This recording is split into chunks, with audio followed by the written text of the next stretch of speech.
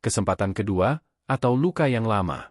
Kota Cempaka adalah kota kecil yang sedang tumbuh, diapit oleh perbukitan dan jalan raya yang mulai dipadati pembangunan.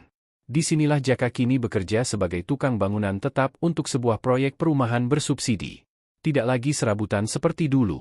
Ia punya jadwal kerja jelas, gaji rutin, bahkan seragam lapangan berlogo perusahaan konstruksi. Tapi yang tidak berubah hanyalah satu, kopi hitam pagi hari dan sebuah surat yang selalu ia bawa di dalam dompet, surat dari Sari.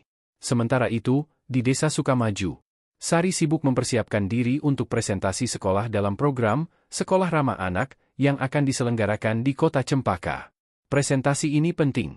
Ia mewakili sekolahnya dan akan berbicara langsung di hadapan pejabat dinas pendidikan daerah. Namun ada yang lebih mengganggu dari rasa gugupnya, lokasi presentasinya tepat di pusat kota tempat Jaka kini tinggal dan bekerja. Malam sebelum berangkat, Sari duduk di teras rumah dinas sambil memandangi langit.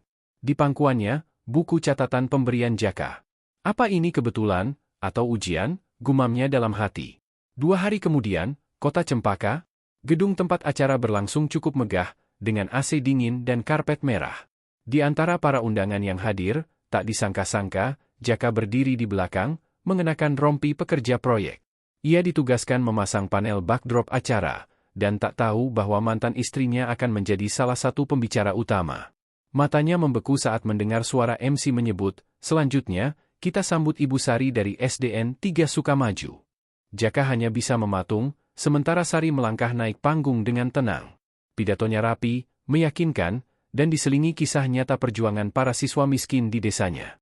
Tapi di tengah pidato, mata Sari menangkap sosok yang ia kenal sangat baik, Jaka, berdiri diam di belakang panggung, memegangi obeng dan kabel lampu.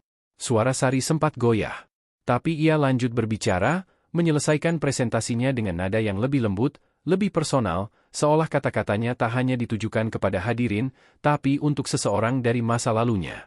Setelah acara selesai, Jaka sedang membereskan kabel ketika seseorang memanggil pelan. "Bang Jaka." Ia menoleh.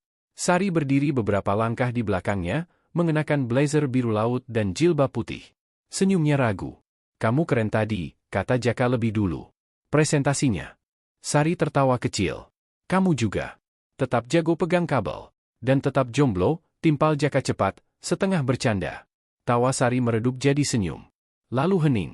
Hanya suara gerobak bakso lewat di kejauhan. "Kamu masih simpan surat itu?" tanya Sari tiba-tiba. Jaka menatapnya, lalu mengambil dompet dari saku belakang. Ia keluarkan selembar kertas kusut, dilipat rapi. "Aku janji, aku simpan. Tapi gak janji akan balas," katanya pelan. Sari mengangguk. "Aku cuma pengen tahu, kamu bahagia nggak sekarang?" Jaka tak langsung menjawab. Ia menatap langit yang mulai jingga, lalu berkata, "Bahagia itu bukan soal siapa yang ada di samping kita.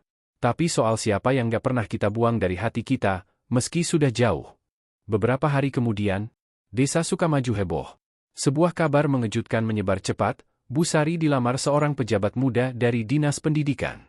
Namanya Pak Dimas, duda beranak satu yang dikenal cerdas dan religius. Mereka bertemu di pelatihan, saling cocok, dan kini mulai menjalin hubungan serius. Sari tak segera menjawab lamaran itu. Ia bingung. Di satu sisi, Dimas menjanjikan kehidupan yang stabil, setara secara sosial, dan penuh dukungan. Di sisi lain, hatinya masih menyimpan ruang untuk seseorang yang dulu hanya bisa memberinya kopi hitam dan semangat tiap pagi. Sore itu, Sari duduk di ruang guru. Ia membuka handphone dan menulis pesan. "Sari, Bang Jaka, aku akan dilamar orang. Tapi sebelum aku jawab, bolehkah aku bertanya satu hal?" Pesan terkirim. Tidak centang dua. Jaka mungkin sedang bekerja. Mungkin sengaja tak menjawab.